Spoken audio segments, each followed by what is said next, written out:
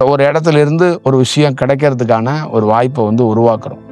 இதை வந்து ஒரு தொழில் மாதிரி, ஒரு கலை மாதிரி, ஒரு விஷயம் மாதிரி நம்ம இதை உயர்ந்த சித்தர்கள்னு சொல்றவங்க செஞ்சது கிடையாது. அப்புறம் அமானுஷமான ஆட்கள் எவனாவது கிடைச்சான்னு நாட்டில் தேசத்தில் அவனை ராஜாக்கள்லாம் என்ன பண்ணியிருக்காங்கன்னா, அந்த காலத்தில் கூட்டிட்டு வாங்கடா அவனுக்கு அரண்மனையில் வந்து நல்ல சாப்பாடெல்லாம் கொடுத்து நல்ல அறையெல்லாம் கொடுத்து தங்க வச்சுக்கோங்க. அப்போ அவங்ககிட்ட இருந்து ஏதாவது கற்றுக்கணும் கலைகளை. அப்போ அவன் வந்து குருவாக கன்வெர்ட் ஆகிறான். நகரம் முழுக்க அவனுக்கு பிரபலம் கிடைக்குது, பேர் கிடைக்குது. இவர் தான் அந்த லிங்கத்தை வச்சவரே, இவர் தான் அந்த இடத்த கண்டுபிடிச்சு அந்த இடத்துல சக்தி இருக்குன்னு காட்டி கொடுத்தவர் இவர் தான் அப்படின்னு அந்த எல்லாம் சொல்ல ஆரம்பிச்சார்.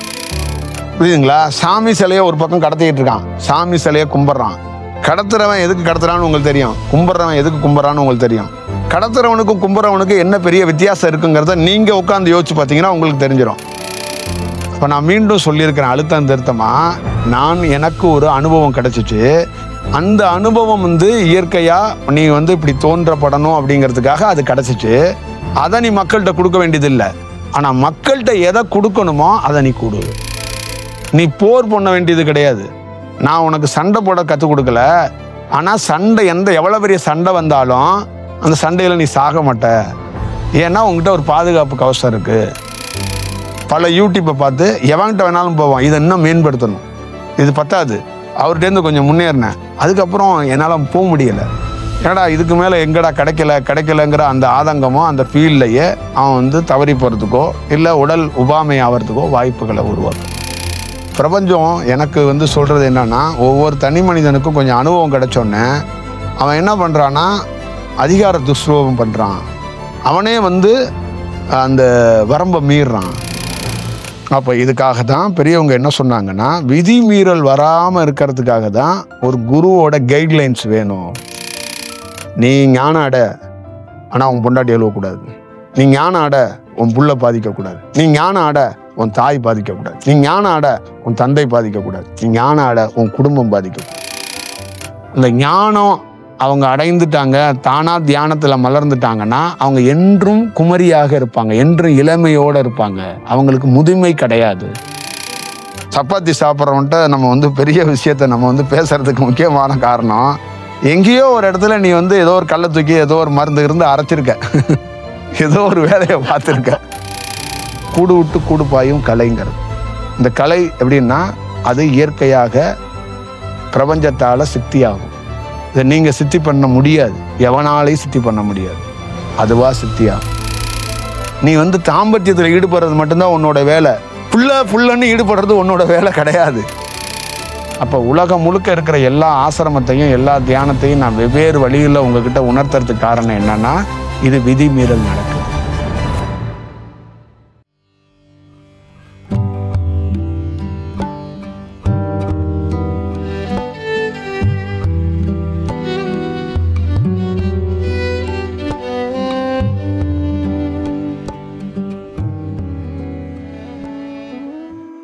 உயர்ந்த ஞானிகள் வந்து பெரிய பெரிய அதிசயம் பண்ணாங்க, சித்து பண்ணாங்க, பெரிய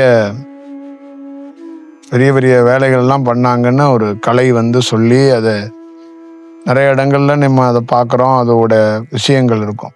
ஒரு விதத்தில் சில பேருக்கு வந்து அந்த கலையோடைய ஆர்வம், அந்த சித்துவோட செயல், அவங்க பண்ண அதிசயத்தெல்லாம் பார்த்துட்டு நிறைய பேர் இம்ப்ரெஸ் ஆகி நம்மளும் இந்த மாதிரி தியானம் பண்ணலாம், நம்மளும் இந்த மாதிரி கூட ட்ரை பண்ணி பார்க்கலாம், நமக்கும் இப்படி கிடைச்சா எப்படி இருக்கும்லாம் நிறைய மனிதர்கள் யோசிச்சுருக்கிறாங்க. நிறைய மனிதர்கள் இது சம்மந்தமாகவே தியானத்துக்கு வந்தவங்கலாம் இருக்கிறாங்க, ஏகப்பட்ட பேர் இருக்கிறாங்க.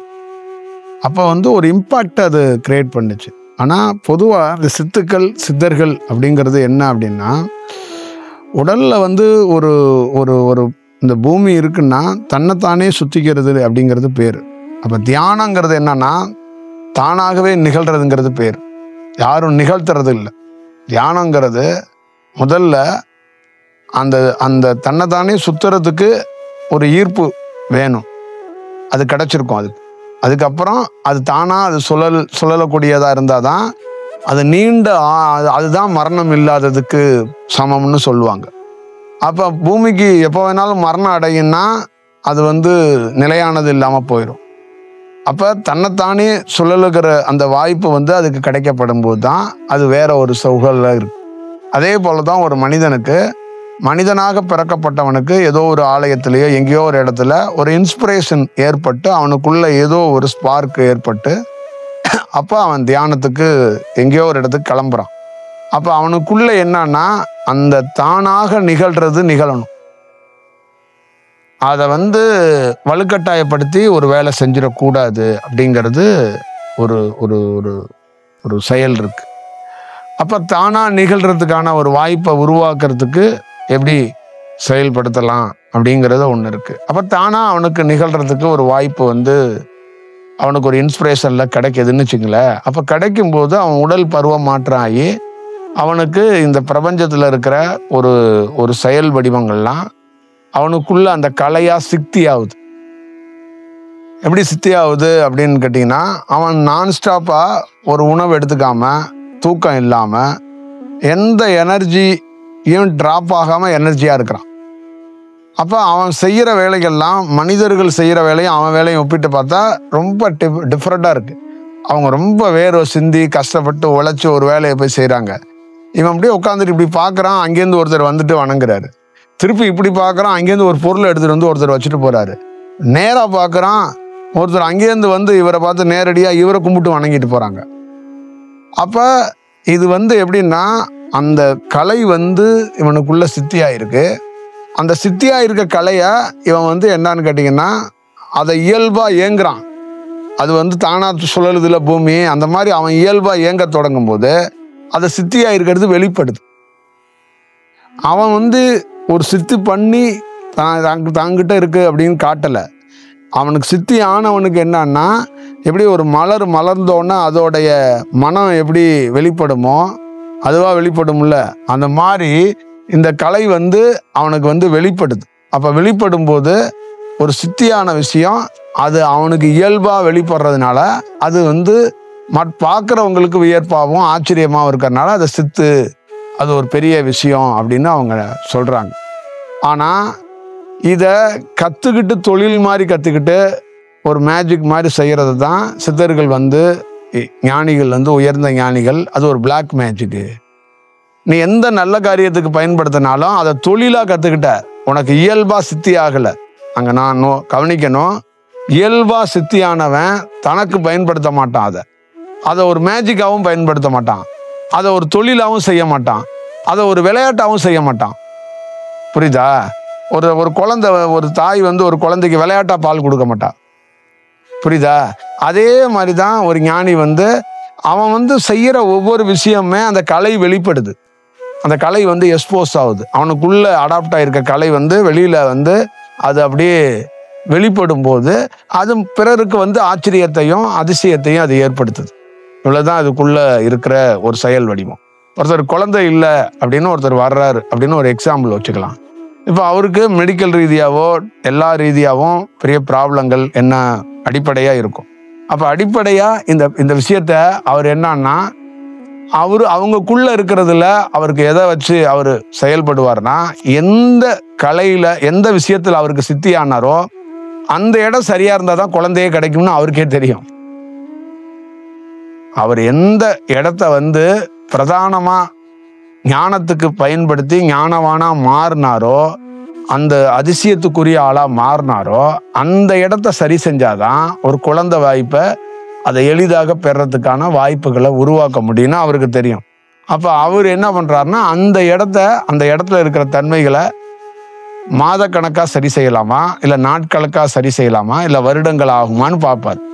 அப்போ அதுக்கு ஏற்ற மாதிரி அவர் ஒரு பணி செய்யறதுக்கு ஒரு வாய்ப்பை உருவாக்குவார். அப்போ இது இயல்பாக தான் அவர் செய்கிறாரு. அவங்கள்ட்ட ஃபீஸ் வாங்கலை, அவங்கக்கிட்ட கமிட்மெண்ட் பண்ணலை, அவங்கக்கிட்ட எந்த உத்தரவாதத்தையும் இவர் கொடுக்கல, பார்க்கலாம் அப்படிங்கிறது தான் அவரோட செயல்பாடுகள். அப்போ அவருக்கு என்ன ஒரே ஒரு அந்த நம்பிக்கை எப்படி இருக்கும்னா, அவர் பார்த்துருக்கிறாரு அவர் உடல்ல அந்த இடத்துல மாற்றம் அடைஞ்சா அது என்னென்னலாம் நிகழும் அப்படிங்கிறது அவருக்கு தெரியுது. அப்போ அந்த விஷயத்துக்குள்ள இந்த இடம் தான் இதுக்கு பிரதானமான காரணம், இந்த இடத்துல சில விஷயம் ப்ராப்ளம் இருக்கு, அப்போ இந்த இடத்த சரி செய்யறதுக்கு ஒரு வாய்ப்பை உருவாக்குனா அவங்களுக்கு அந்த விஷயத்தை வழங்கிடலாம் அப்படிங்கிறது அவருடைய செயல்பாடாக இருக்கு. அப்போ இப்படித்தான் ஒரு ஒரு ஒரு இடத்துல இருந்து ஒரு விஷயம் கிடைக்கிறதுக்கான ஒரு வாய்ப்பை உருவாக்குறோம். இதை வந்து ஒரு தொழில் மாதிரி, ஒரு கலை மாதிரி, ஒரு ஒரு விஷயம் மாதிரி நம்ம இதை உயர்ந்த சித்தர்கள்னு சொல்றவங்க செஞ்சது கிடையாது. அவங்க வந்து இதை வந்து வேற மாதிரி ஒரு குறுக்கு வழியில அவங்க பயன்படுத்தியதோ போனதோ வந்ததோ இல்லை. அதுதான் ரொம்ப முக்கியமான விஷயம். அது நம்மக்கிட்ட எல்லாருக்கிட்டையும் அது அது வந்து அந்த புரிதல் வந்து அது ஏற்படல். இப்போ எல்லாத்துக்குள்ளேயும் திபேத் மாதிரி ஏரியாவில், சீனா மாதிரி இடங்கள்ல, அங்கே நம்ம பாலைவனத்தில் வந்து அந்த இது பிரமிடு கட்டி வச்சாங்கல்ல, அந்த மாதிரி இடங்கள்ல எல்லா இடங்கள்லையும் என்னன்னா, ஒரு இறைவனை அடையணுங்கிறது கூட ஒரு சக்தியை பெறணும், அது எந்த வழியிலையாவது பெறணும் அப்படிங்கிறதுக்கு அவங்க ஒரு ரூட் எடுக்கிறாங்க. அப்போ பல்வேறுபட்ட ஆராய்ச்சி பண்ணி கண்டுபிடிக்கிறான், புதையலை கண்டுபிடிக்கிற மாதிரி ஞானத்தை தேடிக்கிட்டே இருந்திருக்கிறான். ஏன்னா அதில் ஒரு சக்தியை பெறணும், நாம் ஒரு வல்லமையானவன், நாம் ஒரு பெரிய திறமசாலின்னு நிரூபிக்கணுங்கிறதுக்கு நிறைய பேர் இதுக்கான ஒரு முயற்சியெல்லாம் எடுத்திருக்கான், இதுக்கான வேலைகள்லாம் பார்த்துருக்கான். அப்போ என்ன பண்ணியிருக்கான், பூஜை அறையிலே விசேஷமான தியானத்துக்கு பிரபஞ்சத்திலேருந்து ஈர்க்கக்கூடிய செயல் எல்லாத்தையும் அவன் கட்டி வச்சுருந்துருக்கான். அப்போ தனியாக இதுக்கான பிரத்யேகமாக ஒரு இடத்த வந்து செட் பண்ணி வச்சுருந்துருக்கான். அப்போ இந்த மாதிரி அமானுஷ்யமான விஷயங்களை நம்ம பெறணும், ஒரு செயல் செய்யணும் அப்படிங்கிறதுக்காக. அப்புறம் அமானுஷ்யமான ஆட்கள் எவனாவது கிடைச்சான்னு நாட்டில் தேசத்தில், அவனை ராஜாக்கள்லாம் என்ன பண்ணியிருக்காங்கன்னா அந்த காலத்தில் கூட்டிட்டு வாங்கடா, அவனுக்கு அரண்மனையில் வந்து நல்ல சாப்பாடெல்லாம் கொடுத்து நல்ல அறையெல்லாம் கொடுத்து தங்க வச்சுக்கோங்க. அப்போ அவங்ககிட்ட இருந்து ஏதாவது கற்றுக்கணும் கலைகளை. அப்போ அதே மாதிரி இந்த தேசத்தில் நடக்க போகிற நல்லது கெட்டதெல்லாம் அவன் மூலியமாக கண்டறிஞ்சு நாம் ஆட்சியை சீர் பண்ணுறதுக்கு நடத்துக்கிறதுக்கான ஒரு வாய்ப்பை உருவாக்குவோம். இப்படிலாம் நடந்திருக்கு. ஆனால் இதெல்லாம் சித்தர்கள் அப்படிங்கிறவங்க இதெல்லாம் இயல்பு இல்லை, இயல்பு மீறப்படுது, இயல்பை வந்து இவங்க வந்து கடைப்பிடிக்கலை, அது தானாக நிகழ்ந்து இப்படி ஒரு விஷயம் மாறணும். அப்போ தானாக நிகழ்ந்து மாறுறதுக்கு ஒரு உலகத்திலே தலை சிறந்த விஷயம்னு சொல்லக்கூடியது இவங்க கிரியேட் பண்ணுறாங்க அப்படிங்கிறது தான் ஒரு விஷயம். இப்போ பொதுவாக ஒரு கோயிலில் பிரபஞ்சம் சொல்கிறது சிவலிங்கத்தை பிரதிஷ்டை பண்ணக்கூடாது அப்படின்னு சொல்லுது. சிவலிங்கத்தை பிரதிஷ்டை பண்ணக்கூடாது. ஏன் சிவலிங்கத்தை பிரதிஷ்டை பண்ணக்கூடாது அப்படின்னா, சிவலிங்கத்துக்குள்ள 1000 ரகசியம் இருக்கு.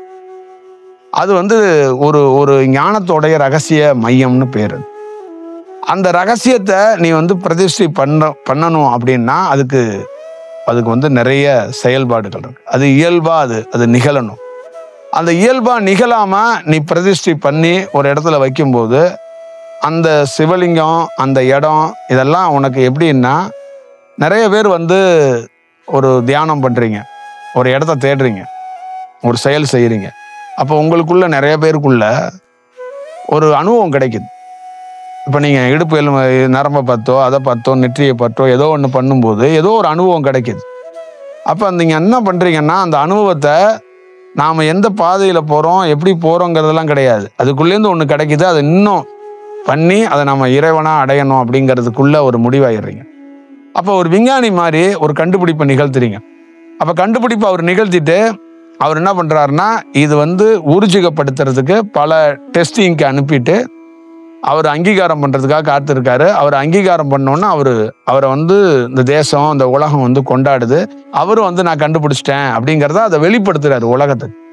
அதே மாதிரி இந்த இடுப்பில் சில நரம்புகள் வெளிச்சதோ, இல்லை நெற்றி பொட்டுகளில் சில செயல்கள் கிடைச்சதோ, சில கலைகள் வந்து ஏதோ ஒரு வழியில் அவனுக்கு கிடைக்கப்பட்டதை அவன் என்ன பண்ணுறான்னா, அந்த சந்தோஷம் தாங்க முடியாமல் தனக்குள்ள இருக்கிற அந்த விஷயம் வந்து பயங்கரமாக அதை நான் கண்டுபிடிச்சிட்டேன், அப்போ நான் கண்டுபிடிச்சேன்னு இந்த உலகத்துக்கு வெளிப்படுத்தணும், காட்டணும், நான் சொல்லணும் அப்படின்னு அவன் என்ன பண்ணுறான், எக்ஸ்போஸ் பண்ணுறான்.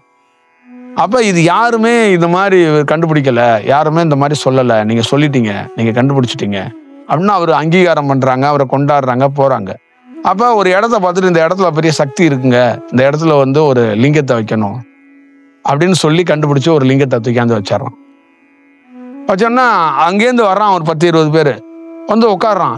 உண்மையிலேயே அந்த இடத்துல ஒன்று இருக்குங்க, யாராலையும் கண்டுபிடிக்க முடியல, நீங்கள் கண்டுபிடிச்சிட்டீங்க அப்படின்னா அவனுக்கு சந்தோஷம் தாங்கும். அப்போ அவன் வந்து குருவாக கன்வெர்ட் ஆகிறான். நகரம் முழுக்க அவனுக்கு பிரபலம் கிடைக்குது, பேர் கிடைக்குது. இவர் தான் அந்த லிங்கத்தை வச்சவரே, இவர் தான் அந்த இடத்த கண்டுபிடிச்சு அந்த இடத்துல சக்தி இருக்குன்னு காட்டி கொடுத்தவர் இவர் தான் அப்படின்னு அந்த எல்லாம் சொல்ல ஆரம்பிச்சார். அப்போ நீங்கள் உலகம் முழுக்க பாருங்க, பிரமிடு, இங்கே உலகம் முழுக்க இருக்கிற எல்லா சிவன் கோவிலும், எல்லா சக்தி வாய்ந்த கோயில்லையும் உயர்ந்த அதை எந்த மக்களும் அதை அனுபவிச்சான, அதை வந்து ருசி பார்த்தான், தேனை எப்படி நக்கி ருசி பார்த்தான ஒஞ்சிய எவனுமே அனுபவம் பெறல. ராஜராஜ சோழன் காலத்திலிருந்து இந்த காலம் வரைக்கும் தஞ்சை பெரிய கோயிலையோ மீனாட்சி சுந்தரேஸ்வர் கோயிலையோ அண்ணாமலை கோயிலேருந்து எத்தனை பேர் அதுல மக்கள் ஆகியவங்க அனுபவம் பெற்றாங்க. அதை தேனை தான் நக்குனானே ஒழிஞ்ச அங்க வந்து அந்த அந்த அலைவரிசைக்குள்ள போனானே வந்தான், அப்படி ஒன்னா இப்படி ஒன்னான வஞ்ச ஒரு செயல் செஞ்சான வஞ்ச எவனும் அனுபவம் பெறல. அப்ப அதை அனுபவிக்க முடியாது. ஏன்னா அதை வந்து இறைவன் வந்து அதை எப்படி எக்ஸ்போஸ் பண்ணணும்னா, தானா கிடைக்க வேண்டிய பொருளை நீங்க வந்து ஒரு கூட்டமா சேர்ந்து அதை அள்ள முற்படுறீங்க, அதை ஹைஜாக் பண்ண முற்படுறீங்க, அதை வந்து என்ன பண்றீங்க, ஒரு ஹேங் ஓவர் பண்றதுக்கோ இல்லை நீங்க அதை என்ன பண்றீங்கன்னா தன்வசப்படுத்திக்கிறதுக்கு ட்ரை பண்ணிக்கிட்டே இருக்கிறீங்க. உலகம் தோன்றிய காலத்திலேருந்து இறைய எவனும் வணங்கி இறைய கொண்டாடி இறையிட்டு அடையணுங்கிறதுல இறை ஹைஜாக் பண்றதுக்குன்னே ஒரு கூட்டம் கிளம்பிட்டாங்க. புரியுதுங்களா? சாமி சிலையை ஒரு பக்கம் கடத்திக்கிட்டு இருக்கான், சாமி சிலையை கும்பிட்றான். கடத்துறவன் எதுக்கு கடத்துறான்னு உங்களுக்கு தெரியும், கும்பிட்றவன் எதுக்கு கும்பிட்றான்னு உங்களுக்கு தெரியும். கடத்துறவனுக்கும் கும்பிட்றவனுக்கும் என்ன பெரிய வித்தியாசம் இருக்குங்கிறத நீங்க உட்காந்து யோசிச்சு பார்த்தீங்கன்னா உங்களுக்கு தெரிஞ்சிடும். இப்போ நீங்க தியானத்தை தேடுற ஒவ்வொருத்தருக்குள்ளேயும் இயல்பா தியானம் கிடைக்கணும்னு நீங்க தேடுறீங்களா, இல்லை என்ன வடிவத்துல தியானத்தை தேடிக்கிட்டு இருக்கீங்க, என்ன வடிவத்துக்குள்ள உங்களுக்குள்ள நிகழுங்கிறத நீங்களே உட்கார்ந்து பண்ணி பார்த்தீங்கன்னா அதுக்குள்ள தவறு இருக்கா, அது மிக சரியா இருக்கான்னு உங்களுக்கு தெரிஞ்சு போயிடும். புரியுதுங்களா? ஒரு நாளைக்கு குறைந்தபட்சம் மீனாட்சி அம்மன் கோயில்ல 22,000 பேர்லேருந்து 19,000 பேர் உள்ள போவான். இப்ப பல ஆண்டுகளா உள்ள போய்கிட்டே இருப்பான். ஆனா எத்தனை பேர் அந்த மீனாட்சி சுந்தரேஸ்வருடைய அனுபவத்தை பெற்றான்? ஒரு நாளைக்கு குறைந்தபட்சம் ரொம்ப போக மாட்டான், கம்மியாக தான் போவான். 10,000 பேர் போவான் தஞ்சை பெரிய கோயில். எத்தனை பேர் அனுபவத்தை பெற்றான்? ஒரு ஞானி அங்கே உட்காந்து தியானம் பண்ணி கொஞ்சம் அனுபவம் பெற்றிருக்காருன்னா அவனை இயல்பா இயற்கையா ஒருத்தன் தான் பெற்றான். பாக்கியெல்லாம் அவன் தானா அவனுக்கு கிடைச்சிச்சு, பாக்கி அவனுக்குலாம். அப்ப இதோடைய செயல்பாடுகள் என்ன? புரியுதுங்களா? இப்ப குண்டலினி சக்தி கீழே நரம்பு இருக்கு, சுருண்டு இருக்கு. இந்த நரம்பு வந்துச்சுன்னா சக்தி வந்துடும். சக்தியை வச்சு நீ என்ன பண்ணுவ? என்ன பண்ணுவ? கேட்டா சொல்லுவ, சோறு போடுறேன்ப, மக்களுக்கு உதவ போறேன்ப. அது இறைவனுக்கு தெரியும்ல. எல்லாரும் நீங்க ஞானியாகி என்னங்க பண்ண போறீங்க, குருவாகி என்ன பண்ண போறீங்கன்னா, ஒரு தலைவர்கள், நம்ம ஊர் தலைவர்கள் தேர்தல் அறிக்கையில் ஒரு லிஸ்ட் கொடுப்பாங்கல்ல, அந்த மாதிரி உங்கள்கிட்ட எல்லாத்துட்டையும் ஒரு லிஸ்ட் இருக்கும். புரியுதுங்களா? இப்ப இது இல்லை அப்படிங்கிறதான் தெரிஞ்சுக்கணும். அப்ப ஞானத்துக்கு அடிப்படையே இது இல்லை, இது செயல்பாடுகளே கிடையாது அப்படிங்கிறத அடிப்படையா தெரிஞ்சுக்கணும். அப்ப ஒரு சக்தியை தன்வசப்படுத்தக்கூடாது. அது வசப்படணும் அப்படின்னு இருக்கிறதுக்கு அது இயற்கையா அது வசப்படும். புரியுதுங்களா? அதுவே வசப்படும். அதை வசப்படுத்துறதுக்கு நீ வசிய மருந்து பூசக்கூடாது, அதுக்கான வேலைகளை பார்த்துடக்கூடாது. அது ரொம்ப முக்கியம், ரொம்ப ரொம்ப முக்கியம். அப்ப இந்த செயல் வடிவத்தெல்லாம் எதற்காக கொடுக்கப்பட்டது நீங்களே யோசிச்சுங்க. ஒரு மனிதனுக்கு இயற்கையா கிடைக்கப்பட வேண்டிய தியானத்தை இதெல்லாம் பெற்றா நம்ம பயங்கரமான ஆளாயிரலாம், மாறியறலாம் அப்படின்னு நிறைய பேர் சொல்லியிருக்கிறாங்க, நிறைய பேர் எழுதியிருக்கிறாங்க. அப்ப இதெல்லாம் நீங்க பெறணும்னு நிறைய மக்கள், இன்னைக்கு கோடிக்கணக்கான மக்கள் ட்ரை பண்ணிக்கிட்டே இருக்கிறாங்க ஒவ்வொரு ஆசிரமத்திலையும். அப்ப அங்க எங்க இயல்பா இயற்கையா நிகழுது?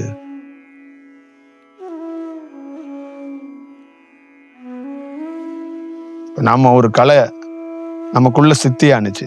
அந்த கலையை என்னன்னா, உங்களுக்கு மக்களாகியவங்களுக்கு எதை செய்வாங்க, எதை கொடுக்கலாம். இப்ப நான் மீண்டும் சொல்லியிருக்கிறேன் அழுத்தம் திருத்தமா, எனக்கு ஒரு அனுபவம் கிடைச்சிச்சு. அந்த அனுபவம் இயற்கையா நீ இப்படி தோன்றப்படணும் அப்படிங்கிறதுக்காக அது கிடைச்சிச்சு. அதை நீ மக்கள்கிட்ட கொடுக்க வேண்டியது இல்லை. ஆனா மக்கள்கிட்ட எதை கொடுக்கணுமோ அதை நீ கொடு. புரியுதுங்களா? மக்களை நான் வந்து போர் பண்ண வைக்கல, மக்களை வந்து பாதுகாப்பு கவசத்தை மட்டும் கொடுத்தேன். போர் வரும், அப்ப நீ அதை எதிர்கொண்டுக்க. நீ போர் பண்ண வேண்டியது கிடையாது. நான் உனக்கு சண்டை போட கற்றுக் கொடுக்கல. ஆனா சண்டை எவ்வளவு பெரிய சண்டை வந்தாலும் அந்த சண்டையில நீ சாக மாட்ட. ஏன்னா உங்ககிட்ட ஒரு பாதுகாப்பு கவசம் இருக்கு. அப்ப அந்த சண்டையிலேருந்து நீ காப்பாற்றப்பட்டு விடுவ அப்படிங்கிறதுக்கான விஷயம்தான். இப்ப போர் அங்க நடக்குது அப்படின்னா இந்த பாதுகாப்பு கவசம் என்னன்னா, போர் நடக்கிற இடத்துல இருந்து உன்னை அப்பாறு கூட்டிட்டு போயிடும், உன்னை தூரத்துக்கு கொண்டு போய் வச்சிரும் அப்படிங்கிறதுக்கான ஒரு செயல்பாடுகளை தான் நான் வந்து உங்களுக்கு கொடுத்துருக்கிற ஒரு செயல்பாடுகள்.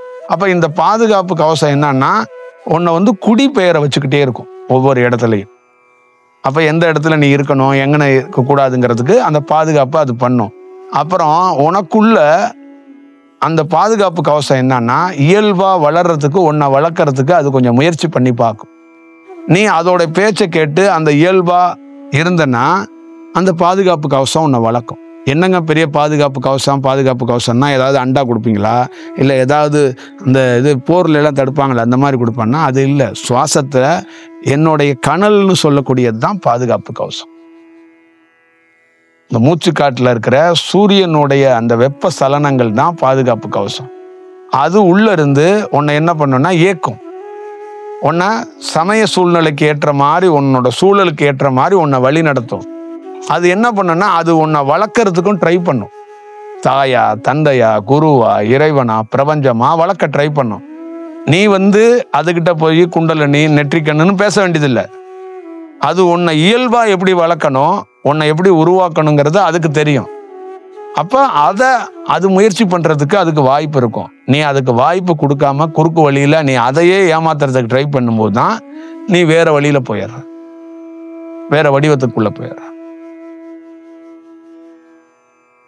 புரியுதுங்களா? அப்ப ஒரு நல்ல இறை சக்தி உள்ள இடம் தெரியுது. இறை சக்தி உள்ள இடத்துக்குள்ள மக்களால பெற முடியாததுக்கு போனதுக்கு மிகப்பெரிய காரணம் அந்த இறையை ஹைஜாக் பண்ற வேலையை தான் இவங்க ஈடுபடுறாங்க. புரியுதுங்களா? அப்ப ஒரு குரு அவன் வந்து நோட்டை வச்சுக்கிட்டு, ஒரு விஞ்ஞானி சொன்னேன்ல, நான் தான் கண்டுபிடிச்சேன் அந்த லைட்டை, இது என்னோட பேர் தான் இருக்கணும் அப்படின்னு சொல்லி அவன் வெளிப்படுத்துறான்ல, அந்த மாதிரி ஒருத்தர் உடலுக்குள்ள நடக்கிற சின்ன சின்ன பருவ மாற்றங்கள் எல்லாத்தையும் வச்சு, இதே மாதிரி உனக்குள்ள ஒரு விஷயம் நடக்கும், இதை நீ வந்து இப்படியெல்லாம் செஞ்சு இப்படியெல்லாம் போய் இப்படியெல்லாம் வந்து அப்படின்னு சொல்லி அதை உட்காந்து யோசிச்சு ஒரு நோட்டா போட்டு ஒரு அட்டவணையா போட்டு பல மக்கள்கிட்ட அதை கொடுத்தோம்னா அவங்க எல்லாம் நல்வழி அடையிறது மட்டும் இல்லாம நம்மளே கதின்னு இருப்பாங்க.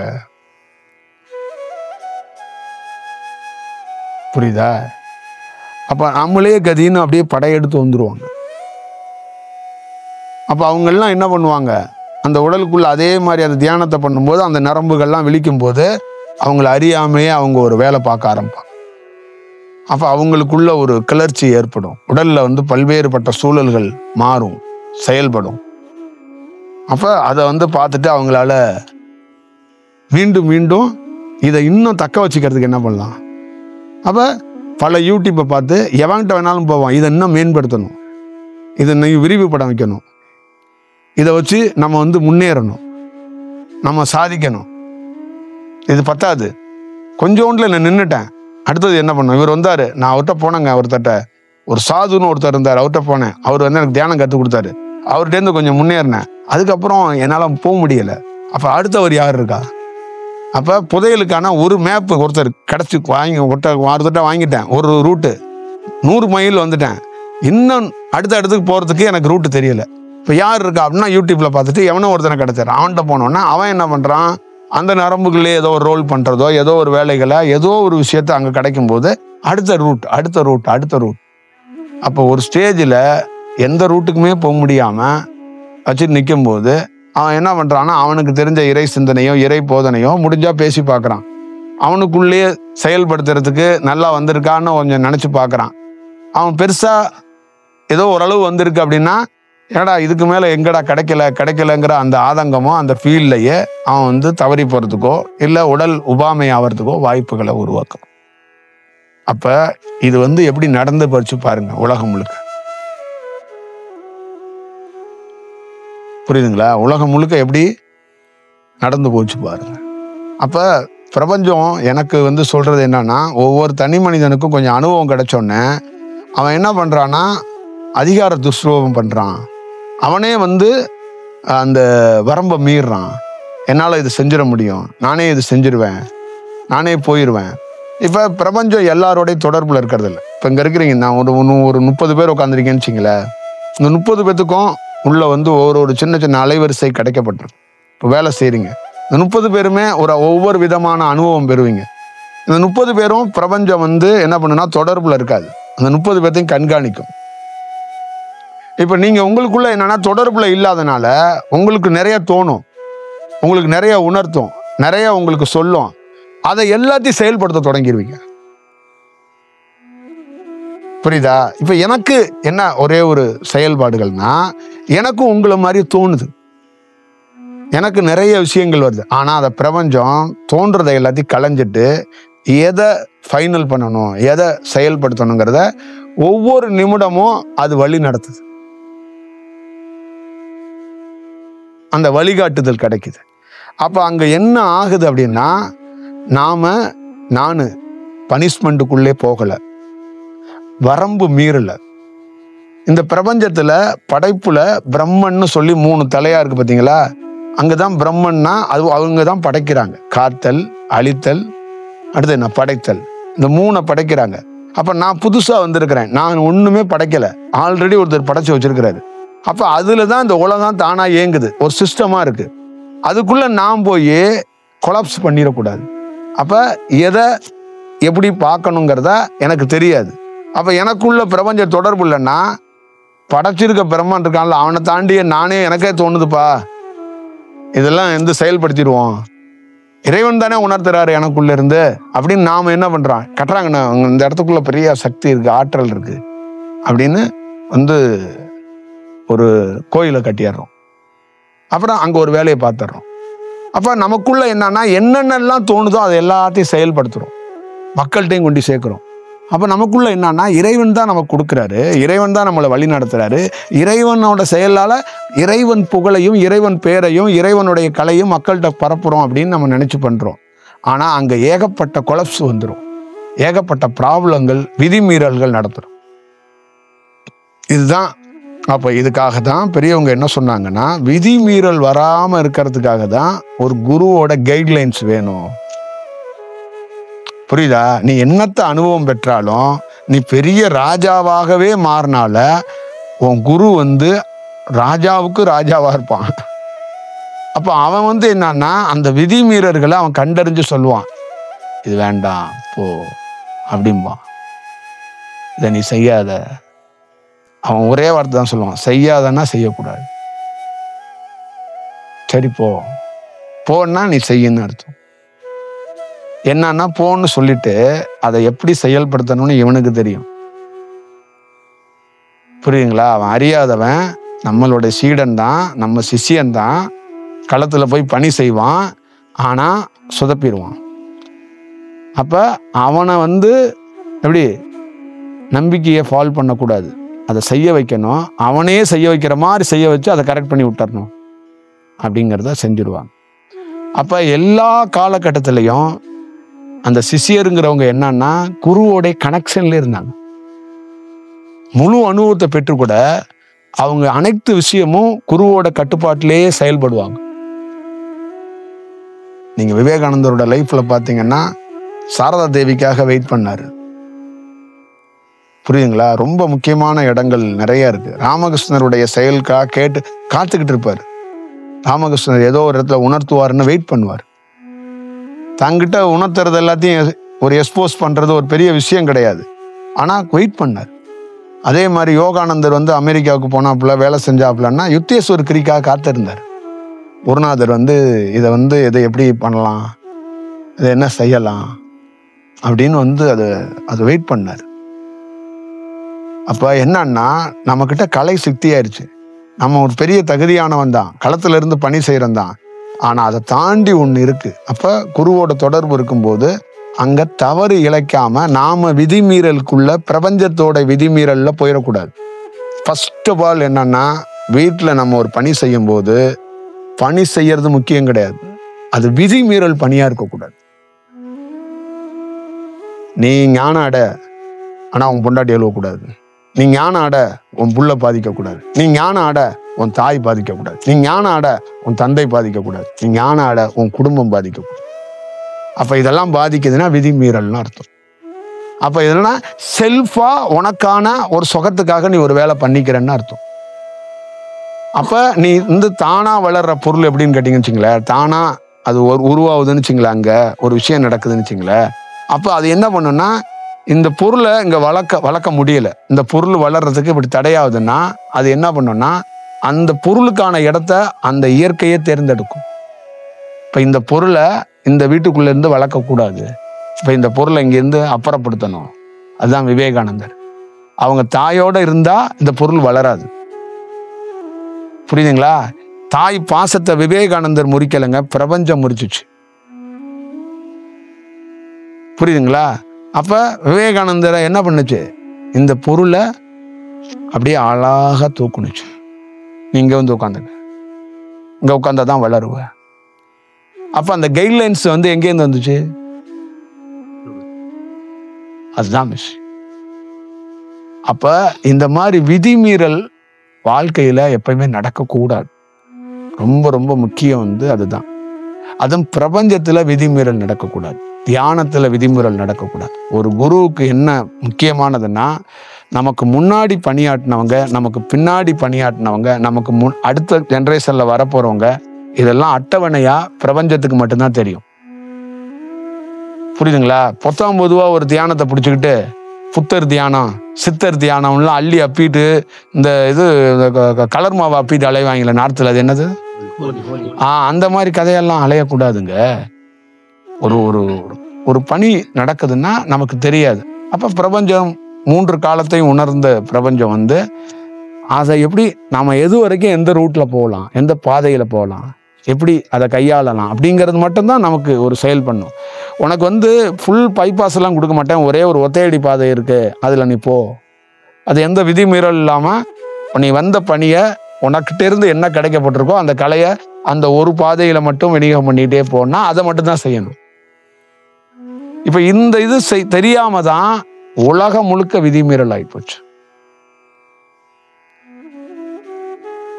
புரியுதுங்களா?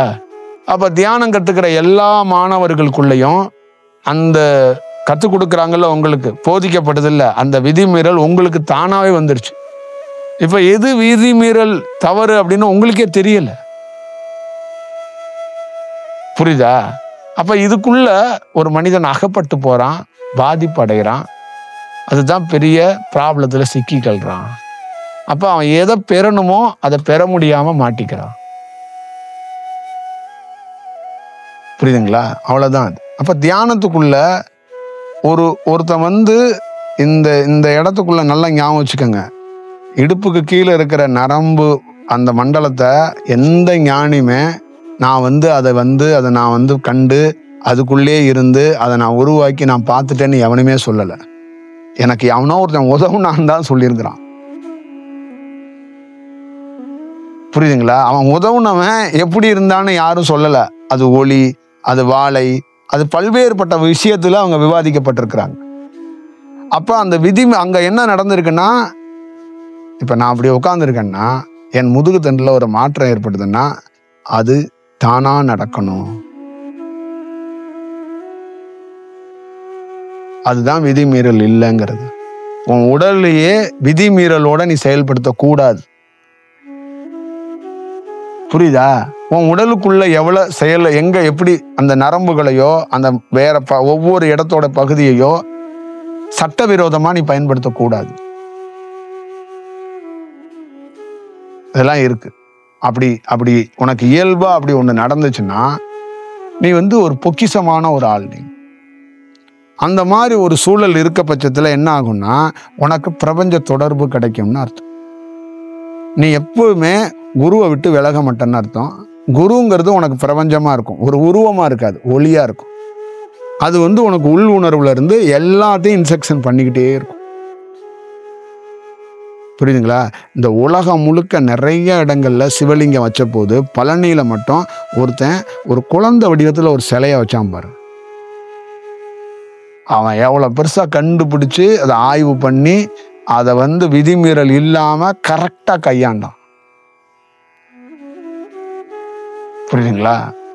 அதுக்குள்ள இருக்கிற விஷயத்த எந்த விதிமீறலும் வந்துடாம, தவறு நடந்துடாம, பிரபஞ்சத்தோட கைட்லைன்ஸ்ல அந்த சிலையிலிருந்து ஒரு செயல் கிடைக்கணும். அதே நேரத்தில் இந்த உலகமே கொண்டாடக்கூடிய ஞானமாக இருக்கக்கூடிய ஆவடை லிங்கம், இந்த ஆவடை லிங்கத்துக்குள்ள 1000 ரகசியங்கள் இருக்கு. இந்த ஆவடையையும் லிங்கத்தையும் ஒருத்தன் நுட்பமா தெரிஞ்சவன் ஞானியா இருக்கிறான், நுட்பமா தெரியாதவன் செத்து போயிடுறான். இந்த உலகம் முழுக்க இருக்கிற எல்லா பேருக்கும் இந்த ஆவடை லிங்கமாக ஒரு கனெக்ஷன் இருக்கு. எல்லா உயிர்களுக்குமே ஒரு கனெக்ஷன் இருக்கு. ஆனா இந்த கனெக்ஷனை எப்படின்னு தெரியல. படைப்போட தத்துவம், நான் மீண்டும் சொன்னேன்ல, பிரம்மத்தோட தத்துவம், அந்த படைப்போட தத்துவத்தை நீ சாதாரணமா ரெண்டையும் புல்ல போட்டு தூக்கி அந்த ஒரு இடத்துல வச்சு இங்கே பிரதிஷ்டை பண்ணி கும்பிடுங்கடான்னு வச்சுட்டு போயிடுறதுக்கு அது இல்லை. அதுல அவ்வளோ பெரிய ரகசியம் இருக்கு. அப்ப அந்த ரகசியத்தை செய்யாம ஒரு மனித வடிவத்துக்குள்ள ரகசியத்தை மறைச்சு தான் அந்த பழனியில ஒரு சின்ன குழந்தை வடிவத்துல ஒரு சிலையை வச்சான்.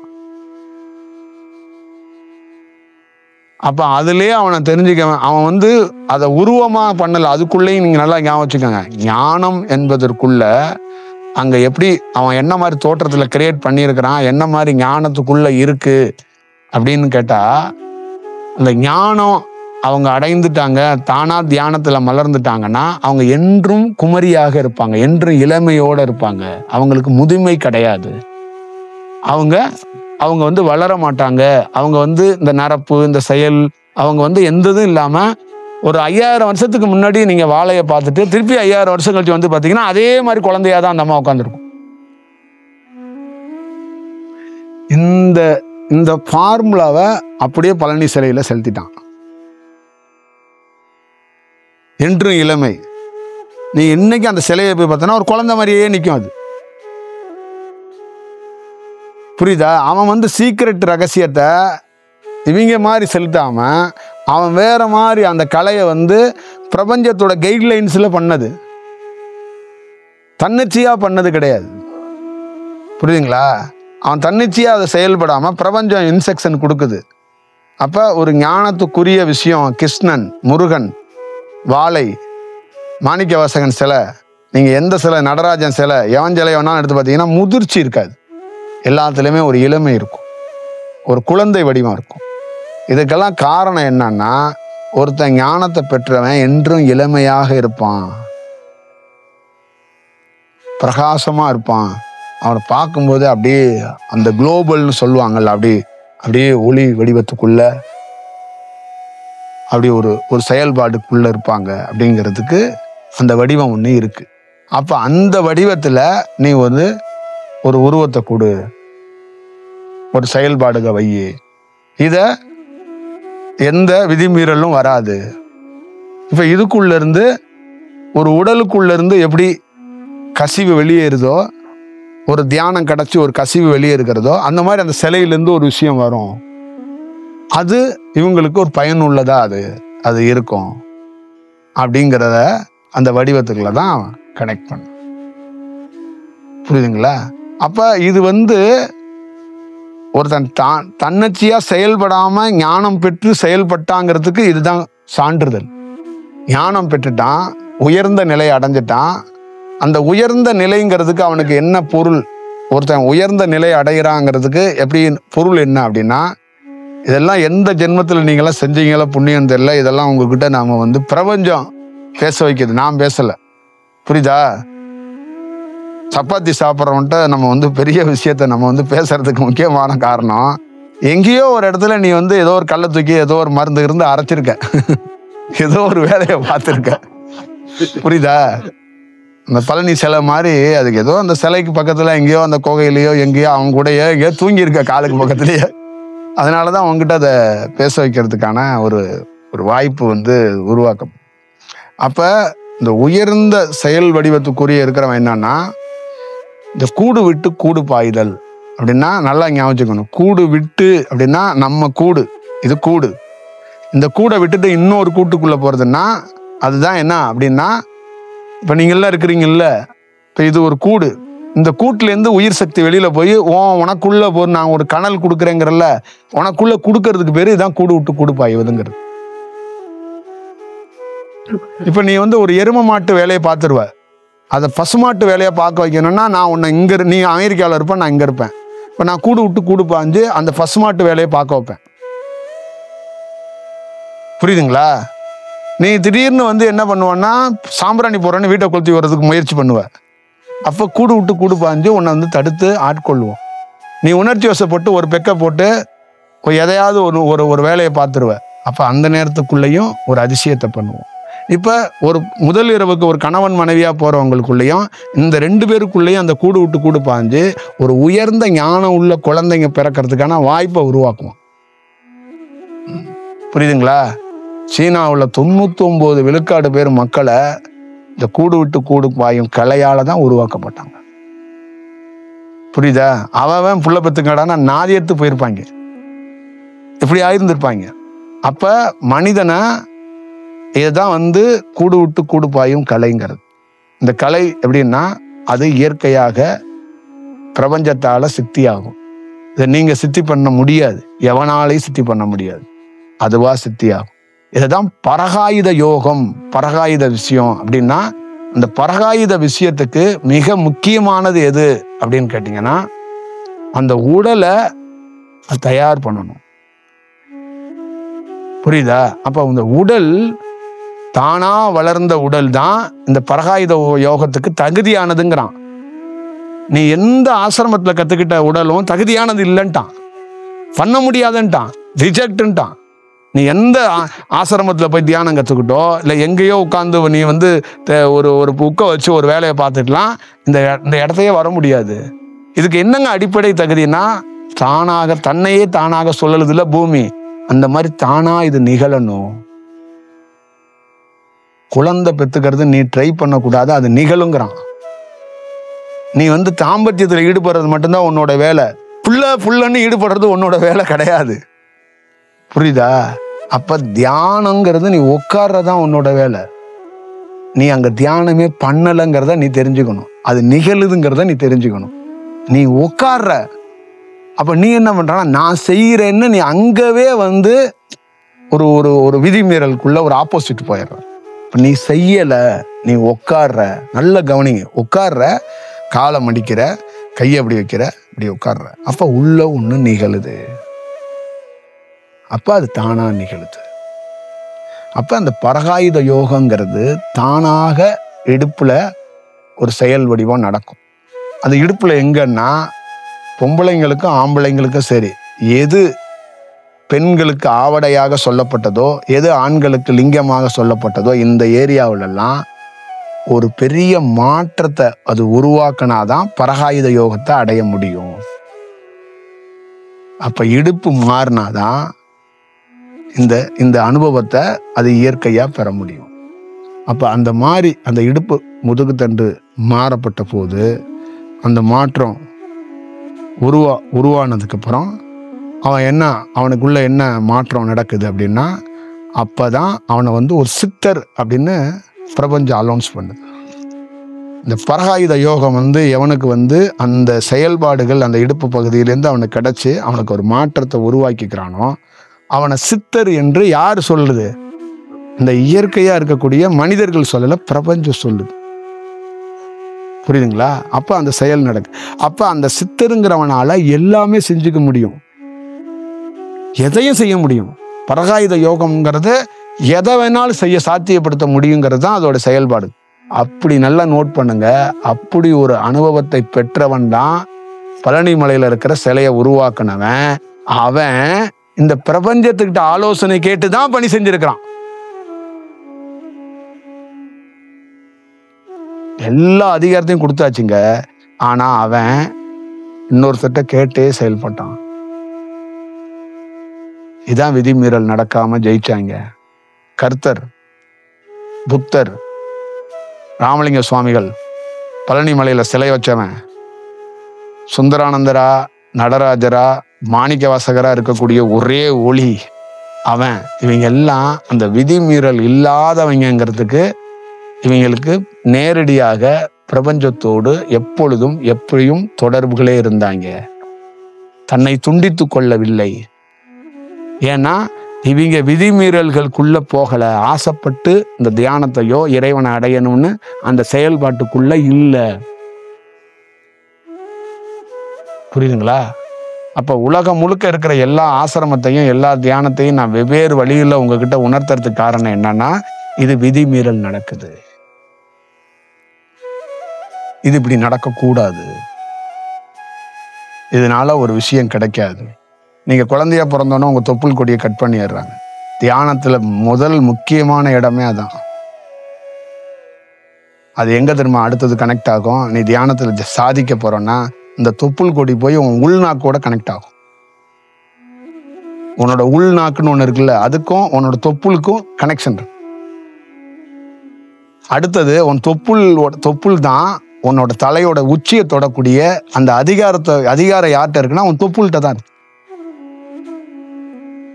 அதுக்காக நாளைக்கு போய் அதுக்கிட்டே உட்காந்து ஏதாவது மாவு அரைச்சிட்டு இருக்காதீங்க. என்ன நீங்க என்ன பண்ணாலும் அந்த விதிமீறல் பண்ணீங்கன்னா அங்கிருந்து சில சல்லாசங்களை வேணா பார்த்துக்கலாம். 2 பாட்டு கேட்கும், 2 ஒலி வரும், 2 சவுண்டு கேட்கும். அந்த ஓம் கேட்டுருச்சுங்க, அந்த இடி இடிச்சிருச்சுங்க, சிவன் காட்சி கொடுத்துட்டாரு, இந்த மாதிரி சல்லாசத்தான் பண்ணிக்கலாம். வேற எதுவும் பண்ண முடியாது. அதனாலதான் உலகத்தில் நானும் சித்தர் நானும் ஞானி என்று எத்தனையோ புத்தகம் எழுதினவெல்லாம் பாவியாக தான் போனான், செத்துதான் போனான், மாண்டுதான் போனான். எவனும் சாதிக்கல. புரியுதா? எவனும் சாதிக்கல. எவனும் அதை ஒரு செயல்பாடுகளாக செஞ்சுக்கல. இது பார்த்துக்கணும். அப்ப ஒரு உன்னதமாக ஒரு பணி செய்யணும்.